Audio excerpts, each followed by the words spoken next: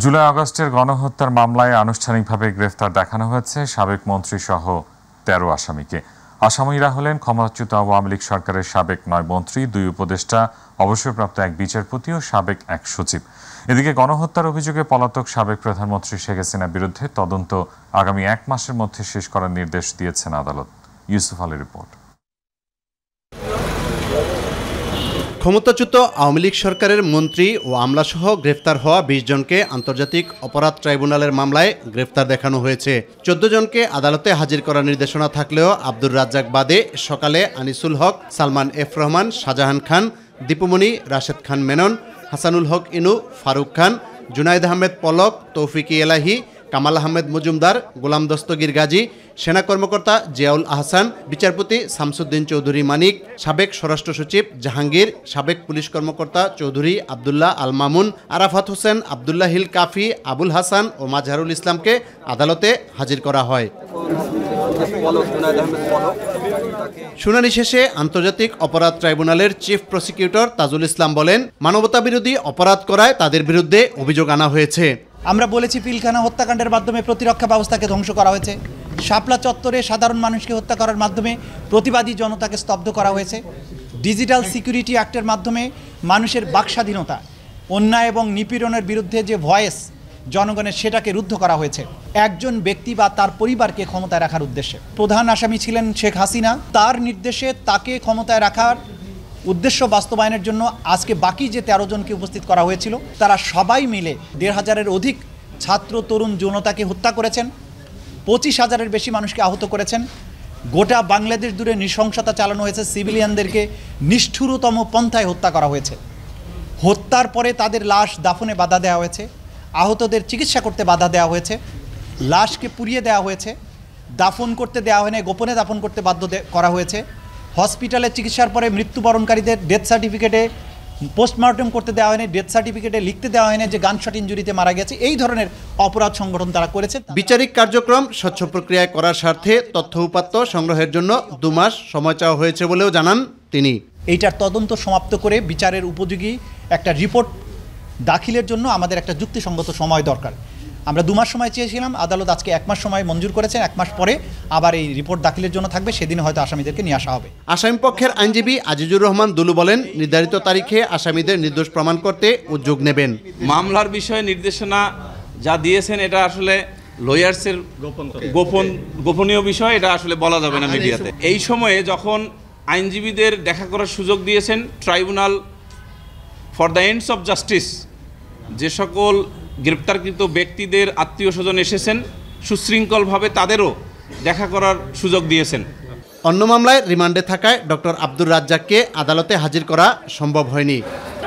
আওয়ামী লীগ আমলে যে আদালত স্থাপন করা হয়েছে সেই আন্তর্জাতিক অপরাধ ট্রাইব্যুনালে হাজির করা হয়েছে আওয়ামী লীগের শীর্ষ নেতা ও তাদের সহযোগীদের। এছাড়া সাবেক প্রধানমন্ত্রী ও আওয়ামী লীগ সভানেত্রী শেখ হাসিনাকে মাস্টারমাইন্ড হিসেবেও আদালতে উপস্থাপন করা হয়েছে। তাই ইন্টারপোলের মাধ্যমে তাকে দেশে ফিরিয়ে এনে বিচার কার্য সম্পন্ন করার দাবি চিফ প্রসিকিউটরের। ইউসুফ আলী, মাই টিভি, ঢাকা। অন্তর্বর্তীকালীন সরকারের মেয়াদ ৪ বছর বা আরও কম হতে পারে বলে জানিয়েছেন প্রধান উপদেষ্টা ডক্টর মোহাম্মদ ইউনূস। সংবাদ মাধ্যম আল জাজিরাকে দেয়া এক সাক্ষাৎকারে এই কথা বলেন প্রধান উপদেষ্টা। ডক্টর ইউনূস বলেন, বাংলাদেশের সংবিধানে পরিবর্তন আসার সম্ভাবনা রয়েছে। পরিবর্তিত সংবিধানে সরকারের মেয়াদ ৪ বছর হতে পারে। তবে বাংলাদেশের আগামী নির্বাচন কবে হবে এ বিষয়ে এখনও কোনো সিদ্ধান্ত হয়নি বলে জানানো হয় এই সাক্ষাৎকারে। রাকিব হাসানের রিপোর্ট। সম্প্রতি আজারবাইজানের রাজধানী বাকুতে অনুষ্ঠিত জাতিসংঘের জলবায়ু সম্মেলনে অংশ নেন অন্তর্বর্তী সরকারের প্রধান উপদেষ্টা ডক্টর মোহাম্মদ ইউনূস। সম্মেলনে অংশ নেয়ার ফাঁকে কাতার ভিত্তিক সম্প্রচার মাধ্যম আল জাজিরাকে দেয়া এক সাক্ষাৎকারে বাংলাদেশের নির্বাচন সহ বেশ কিছু বিষয় নিয়ে কথা বলেন তিনি। ডক্টর মোহাম্মদ ইউনূস জানান, অন্তর্বর্তী সরকারের মেয়াদ হবে ৪ বছরের কম। I think everybody has interim government. We are not his perpetual government. With a regular government is for 5 years, for example. That's about it. Or the new constitution may say 4 years, probably, because people want to move faster term of the. So it should be under 4 years, that's for sure. It may be less. So it's all question of what people want. The population, the political parties want. If political parties say, forget about it, give the election, let's do it, we'll do it. ছাত্র জনতার অভ্যুত্থানের মুখে ভারতে পালিয়ে যাওয়া শেখ হাসিনা বাংলাদেশকে অস্থিতিশীল করার চেষ্টা করছে বলেও অভিযোগ করেন তিনি। Complained about her doing that because this kind of destabilizes Bangladesh because she's making speeches calling for movements inside of Bangladesh. This is not going to be helpful for Bangladesh at all. So we draw attention to the Indian authorities that you are hosting her, that's fine, but also please make sure that she doesn't create problem for us. Then we have to go back and complain to you.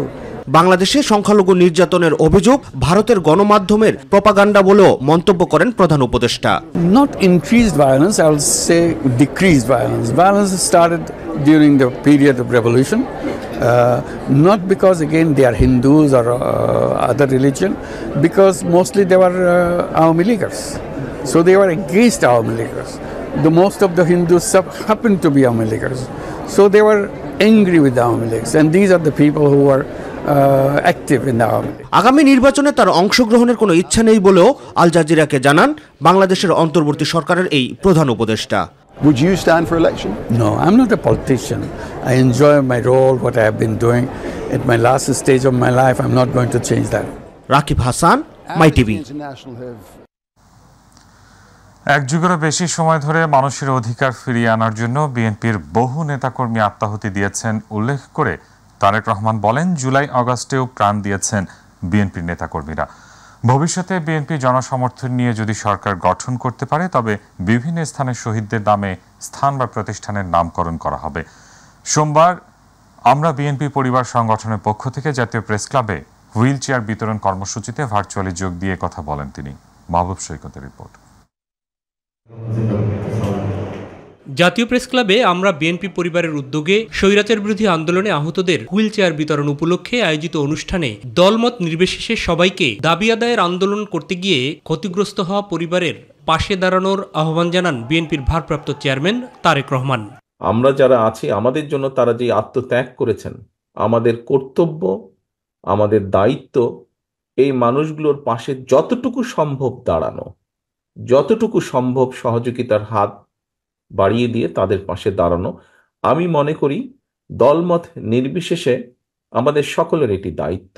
দেশের অন্যান্য অসহায় মানুষের পাশেও সবাইকে মানবিক হাত বাড়িয়ে দেওয়ার আহ্বানও জানান তিনি। আল্লাহ আমাদেরকে সৃষ্টি করেছেন সৃষ্টির সেরা জীব হিসাবে, এবং সেই জন্যই আমাদের কর্তব্য শুধু যে মানুষের বিপদের পাশে দাঁড়ানো তা নয়, আল্লাহর সৃষ্টি প্রতিটি সৃষ্টির পাশে আমাদের দাঁড়ানো। আগামীতে রাষ্ট্র পরিচালনার দায়িত্ব পেলে জনগণের অধিকার ফিরিয়ে আনার আন্দোলনে শহীদদের নামে বিভিন্ন স্থাপনার নামকরণ করার কথাও জানান বিএনপির শীর্ষ এই নেতা। ভবিষ্যতে ইনশাল্লাহ জনগণের সমর্থন নিয়ে বিএনপি সরকার গঠনে সক্ষম হলে এই মানুষগুলো যাতে হারিয়ে না যায়, তাদের নাম যাতে হারিয়ে না যায়, সেজন্য রাষ্ট্রীয় যে সকল প্রতিষ্ঠান বিভিন্ন এলাকায়, সেটি থানা পর্যায়ে হোক, জেলা পর্যায়ে হোক, বিভাগ পর্যায়ে হোক, ঢাকা শহরে হোক, বিভিন্ন স্থানে এই শহীদদের নামে সেই প্রতিষ্ঠানগুলো নামকরণ করার একটি প্রস্তাবনা আমাদের রয়েছে, ইচ্ছা আমাদের রয়েছে। ফ্যাসিস্ট বিরোধী আন্দোলনে গিয়ে আহত হওয়াদের আগামীতে উন্নতর চিকিৎসা এবং পুনর্বাসনের ব্যবস্থা নেওয়ারও আশ্বাস দেন তারেক রহমান। তাদেরকে সহযোগিতার হাত বাড়িয়ে দেওয়া, যাতে সেই পঙ্গু মানুষগুলো নিজেরা যতটুকু সম্ভব স্বাবলম্বী হতে পারেন। মাহবুব সৈকত, মাই টিভি, ঢাকা। জাতীয় নির্বাচনের রূপরেখা না দেওয়ায় প্রধান উপদেষ্টা ডক্টর ইউনূসের প্রতি বিএনপি আশাহত হয়েছে বলে জানিয়েছেন বিএনপি মহাসচিব মির্জা ফখরুল ইসলাম আলমগীর। এই অবস্থায় অন্তর্বর্তী সরকারকে সংস্কার দৃশ্যমান করে নির্বাচনের রূপরেখা ঘোষণার আহ্বান জানিয়েছেন ফখরুল। দুপুরে জাতীয় প্রেস ক্লাবে মাওলানা ভাসানীর মৃত্যুবার্ষিকীর আলোচনা সভায় তিনি এসব কথা বলেন। আমরা 15 বছর ধরে লড়াই করেছি, সংগ্রাম করেছি, জান দিয়েছি, প্রাণ দিয়েছি, মামলা গেছি, জেলে গেছি। তারপরে বলেন আপনার যে শেষ লাঠিটা গোলে কে মেরেছে? ছাত্ররা মেরেছে। সুতরাং ছাত্রদের সঙ্গে আমাদের কখনোই কোনো দূরত্ব সৃষ্টি করা যাবে না। সবসময় মনে রাখতে হবে এরা তরুণ, এদের অনেক উদ্দীপনা। আমরা যখন ছাত্র ছিলাম আমরা তো এরকমই ছিলাম। দ্রুত নির্বাচন হওয়াটাই এই দেশের জন্য, জাতির জন্য মঙ্গল। কেন বলছি? আমাদের অভিজ্ঞতা থেকে এই ধরনের সরকার যতদিন বেশি থাকে তত সমস্যা তৈরি হবে। কেন? এর তো ম্যান্ডেট নাই, এর তো নির্বাচিত সরকার নয়। এর পেছনে শক্তিটা কোথায়? অন্তর্বর্তী সরকার দায়িত্ব গ্রহণের পরও প্রতিটি ক্ষেত্রে দখল ও আধিপত্য বিস্তারের সংস্কৃতি এখনও চলমান রয়েছে বলে জানিয়েছে ট্রান্সপারেন্সি ইন্টারন্যাশনাল বাংলাদেশ টিআইবি। রাজধানীর মাইরেস সেন্টারে আয়োজিত এক সংবাদ সম্মেলনে তারা এসব কথা জানান। এ সময় নতুন বাংলাদেশের নতুন রাজনৈতিক দল অপরিহার্য বলে মন্তব্য করেন টিআইবির নির্বাহী পরিচালক ডক্টর ইফতেখারুজ্জামান। আরও জানাচ্ছেন জাহিদ আহমেদ বাবু। কর্তৃত্ববাদী সরকার পতন পরবর্তী ১০০তম দিনের উপর টিআইবির পর্যবেক্ষণ প্রসঙ্গে আয়োজিত সংবাদ সম্মেলনে তুলে ধরা হয় এই গবেষণা তথ্য। কর্তৃত্ববাদী সরকার পতনের পর ছাত্র জনতার প্রত্যাশার মধ্যে যেগুলো উল্লেখযোগ্য। এ সময় টিআইবির নির্বাহী পরিচালক ডক্টর ইফতেখারুজ্জামান তুলে ধরেন অন্তর্বর্তীকালীন সরকারের ইতিবাচক নানা দিক। রাষ্ট্র সংস্কারের জন্য অত্যন্ত উপযোগী পদক্ষেপ গ্রহণ করেছে। অন্য দিক থেকে বেশ কিছু চ্যালেঞ্জ আছে, যেটা খুবই স্বাভাবিক। আপনারা পৃথিবীর দিকে তাকান, পৃথিবীর ইতিহাস দেখেন, যে কোনো দেশে এই ধরনের বিশাল জঞ্জাল কাটিয়ে উঠে নতুন সংস্কারের পথে যাওয়া অত্যন্ত ঝুঁকিপূর্ণ সবসময় থাকে। গত ৩ মাসে বাজার নিয়ন্ত্রণ ও দ্রব্যমূল্যের ঊর্ধ্বগতির নিয়ন্ত্রণে প্রত্যাশিত ফলাফল পাওয়া যায়নি বলে মন্তব্য করেন টিআইবি নির্বাহী পরিচালক। অস্বীকার করার কোনো উপায় নেই যে মানুষের দৈনন্দিন জীবনে যে মূল বিষয়টি দ্রব্যমূল্যের ক্ষেত্রে, বাজার নিয়ন্ত্রণের ক্ষেত্রে প্রত্যাশিত ভূমিকা পালিত হয়নি বা প্রত্যাশিত অর্জন হয়নি। রাজনৈতিক অঙ্গনে নতুন করে দলবাজি দেখা দিয়েছে উল্লেখ করে গণমাধ্যমে স্বাধীনতার উদ্বেগ আছে বলেও মন্তব্য করেন ডক্টর ইফতেখারুজ্জামান। অভিযোগ বা অপরাধ চিহ্নিত না করে অ্যাপ্লিকেশনের মতো যে সুবিধাটি সেটি বাতিল করা, আত্মপক্ষের সমর্থনের সুযোগ না দিয়ে, এটা কিন্তু গণমাধ্যম স্বাধীনতার জন্য ভালো বার্তা দেয় না। ইতিবাচক রাজনৈতিক চর্চার ঘাটতি কিন্তু দৃশ্যমান। বিশেষ করে দলবাজি, দখলবাজি, চাঁদাবাজি কিন্তু নতুন করে স্ট্রাইক ব্যাক করছে। নতুন করে না, বাস্তবে কিন্তু ৫ আগস্টের বিকাল থেকে সেটা লক্ষণীয় দেখা গেছে। জাহিদ আহমেদ বাবু, মাই টিভি, ঢাকা। ঢাকা বিশ্ববিদ্যালয়ে অধিভুক্ত সরকারি তিতুমির কলেজকে স্বায়ত্তশাসিত বিশ্ববিদ্যালয়ে রূপান্তরের দাবিতে মহাখালীতে সড়ক ও রেলপথ অবরোধ করেন প্রতিষ্ঠানটির শিক্ষার্থীরা। এতে ঢাকা ময়মনসিংহ মহাসড়কের দুপাশের সড়কেই যান চলাচল বন্ধ হয়ে যায় ট্রেন চলাচল। নুসরাত শারমিনের রিপোর্ট। এইভাবে চলতে পারে দেশ? হাজার হাজার বাস এই সিএনজি দাঁড়াচ্ছে, অনেক রুগী দেখেন বসে আছে, কোনো রুগী যাইতে পারতেছে না, সব রুগী বসে আছে। এই যে বাস চলে, ওদের ফ্যামিলি আছে, ফ্যামিলি চলতে পারছে না, তারা খাইতে পারছে। আমাদের মতো মধ্যবিত্ত ফ্যামিলি এখন মরণ হয়েছে। সরকারে বলেন বিষ দেখ সব মাইরা ফেলাক। আন্দোলনের ফলে ৮ কিলোমিটার হেঁটে আসার পর একজন অসুস্থ নারীর প্রতিবাদের ভাষা যে কারোরই হৃদয়ে নাড়া দিবে। তবে তাতেও বিন্দুমাত্র টনক নড়েনি বিশ্ববিদ্যালয় করার দাবিতে রাস্তা অবরোধ করা তিতুমির কলেজের শিক্ষার্থীদের। এখন ২-১ মারা পাতো, জমা ওঠে ২-৪০০ বেতন হতো, আর এখন একবেলা গাড়ি আর ড্রাইভার চালাইবো, এখন দিয়ে দিতে হবে। কিন্তু এইভাবে রাস্তা বন্ধ করে দিয়ে আন্দোলন করা বা এতক্ষণ বন্ধ করে দিয়ে আন্দোলন করা ঠিক না। বলতেছি আমাদের গাড়িতে মাল আছে ৩০-৪০ হাজার টাকার কাঁচা মাল। এখন এই আন্দোলনের কারণে এখানে তো আটকা পড়ে গেছি, প্রায় ২ ঘন্টা ধরে যাইতে পারতেছি না। এখন এগুলো কাঁচা মাল তো নষ্ট হয়ে যেতে পারে যদি আজকে ডেলিভারি দিতে না পারি। সকাল থেকে বিশ্ববিদ্যালয় করার এক দফা দাবিতে প্রথমে মিছিল, পরে মহাখালী রেলগেট সহ আশেপাশের সড়কে অবস্থান নেয় তারা। এতে রাজধানীর সঙ্গে সারা দেশের শুধু রেল যোগাযোগ বন্ধ নয়, সড়ক পথেও বন্ধ হয়ে যায় যান চলাচল। এ সময় বিক্ষোভকারীদের রোষানলে পড়ে চলন্ত একটি ট্রেনও, আহত হয় বেশ কয়েকজন। সেনাবাহিনী ও পুলিশের ঊর্ধ্বতন কর্মকর্তারা বারবার চেষ্টা করেও বোঝাতে ব্যর্থ হয় আন্দোলনকারীদের।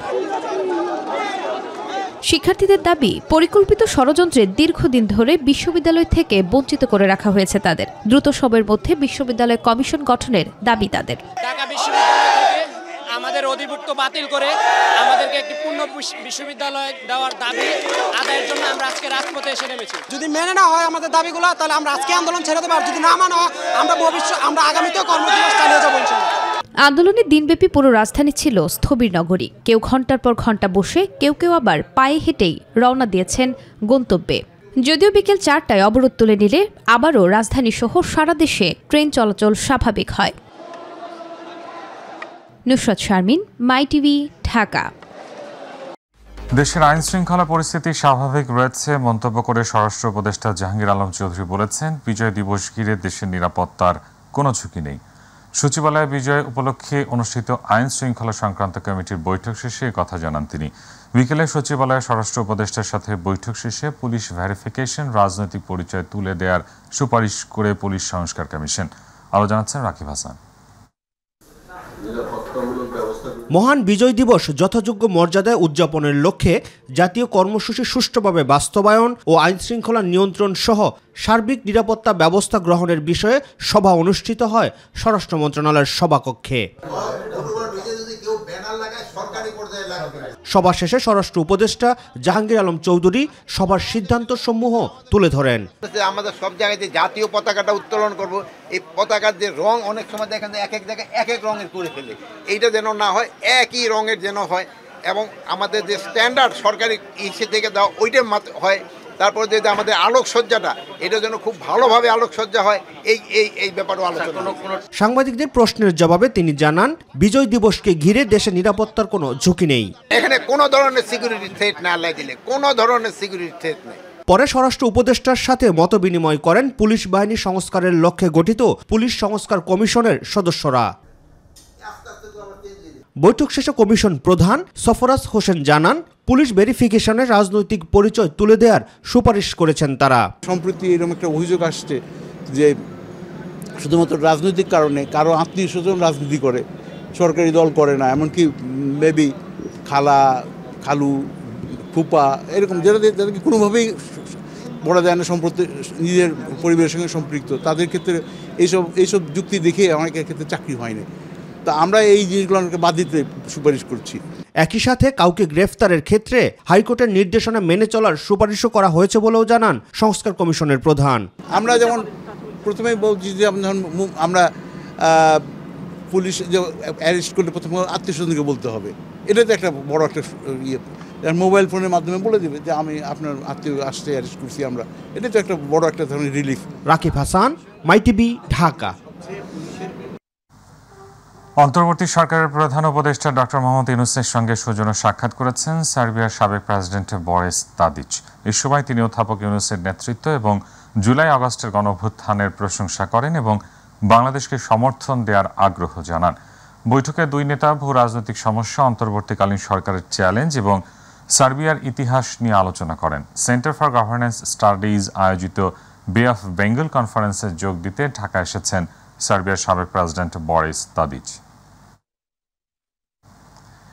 হাওড়াঞ্চলের মানুষ শিক্ষার দিক দিয়ে অনেকটা পিছিয়ে আছে। এ অঞ্চলের শিক্ষা ব্যবস্থার মানোন্নয়নে শিক্ষক সংকট, কর্মকর্তা সংকট সহ আবাসন সংকট নিরসনে কাজ করার চেষ্টা চলছে বলে জানিয়েছে প্রাথমিক ও গণশিক্ষা উপদেষ্টা অধ্যাপক ডক্টর বিধান রঞ্জন রায় পোদ্দার। তিনি আরও বলেন, আগামী বছরের জানুয়ারি মাসে শিক্ষার্থীদের হাতে বই তুলে দেওয়া হবে এবং প্রাইমারিতে খুব বেশি পরিবর্তন হবে না। দুপুরে সুনামগঞ্জের দিরাই উপজেলার প্রাথমিক বিদ্যালয়গুলো পরিদর্শন শেষে সাংবাদিকদের প্রশ্নের জবাবে তিনি এসব কথা বলেন।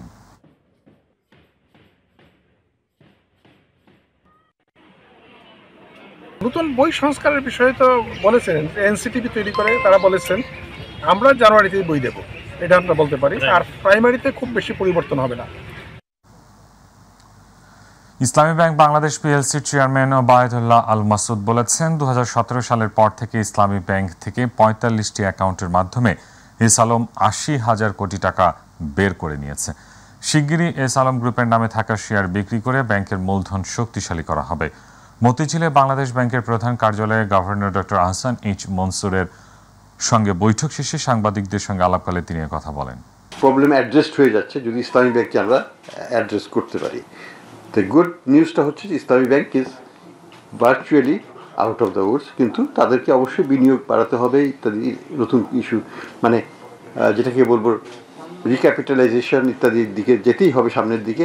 তো এই বিষয়ে তাদের পুরো একটা সুন্দর পরিকল্পনাও আছে এবং যে অর্জনগুলো আছে সেগুলোর একটা সংক্ষিপ্ত সারসংক্ষেপ আমি আমাদের চেয়ারম্যান সাহেবকে বলবো। ক্যাপাসিটি চার্জের নামে দেশের টাকা অপচয়ের সুযোগ নেই। প্রয়োজনে পুনরায় দর কষাকষি করে নবায়নযোগ্য জ্বালানির উৎপাদন নিশ্চিত করে মহা দুর্নীতির প্রকল্পসমূহ আর নবায়ন না করে বৈদেশিক মুদ্রার চাপ কমাতে হবে বলে মন্তব্য করেছেন এবি পার্টির যুগ্ম সদস্য সচিব ব্যারিস্টার আসাদুজ্জামান ফুয়াদ। সোমবার দলের কেন্দ্রীয় কার্যালয়ে আয়োজিত জ্বালানি খাত নিয়ে সরকারের করণীয় বিষয়ে এক সংবাদ সম্মেলনে নবায়নযোগ্য জ্বালানি খাত নিয়ে 10 দফা প্রস্তাবনা তুলে ধরে এবি পার্টি। এই সময় ব্যারিস্টার ফুয়াদ বলেন, প্রায় 2700 মেগাওয়াট বিদ্যুৎ উৎপাদনে সক্ষম 34টি কোম্পানি, যাদের অধিকাংশগুলোতে বিদেশি বিনিয়োগ আছে, কাজ চলমান রাখার অনুমতি দিতে হবে। নবায়নযোগ্য জ্বালানি আমাদের প্রাণ, প্রকৃতি, পরিবেশ এবং আমাদের টাকা, দেশের টাকা দেশে রাখবার একমাত্র উপায়। অতএব সেটার ব্যাপারে কোনো রকম ধানাই ফানাই না করে আল্লাহর ওয়াস্তে এই কাজগুলোকে ইমিডিয়েটলি স্টার্ট করবার ব্যবস্থা করেন। এবারে খেলার সংবাদ। স্বাধীন বাংলা ফুটবল দলের অধিনায়ক জাকারিয়া পিন্টু মারা গেছেন। ইন্না লিল্লাহি ওয়া ইন্না ইলাইহি রাজিউন। মৃত্যুকালে তার বয়স হয়েছিল 81 বছর। বাংলাদেশ ফুটবল দলের আন্তর্জাতিক অঙ্গনে অভিষেক হয় 1973 সালে। মালয়েশিয়ায় মারদেকা কাপে সেই দলের অধিনায়ক ছিলেন ডিফেন্ডার জাকারিয়া পিন্টু।